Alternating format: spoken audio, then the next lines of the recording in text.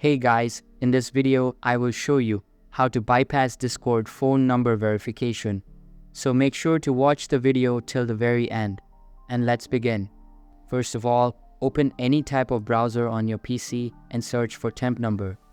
Now select any of the websites you like. After opening a website, simply select any of the country that you prefer. Now select the number you like and just copy it. After copying, open up the Discord application on your PC. Since my account doesn't require any type of verification, I'll show you by adding a new phone number. So I'll head into the settings of my account. Now choose the country from the drop-down list and paste the number. After pasting number, simply click on send and verify the CAPTCHA. Now it is a hit and trial process. So you just have to try numbers and see if it works.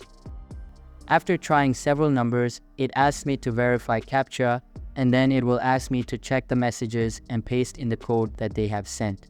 So now you just have to go to that number you have selected, then scroll down and you will see that code here. You just have to copy it and paste it into Discord and you are done. So that's basically how you can bypass Discord phone number verification. So that's all for this video. Hope you liked the video. Thanks.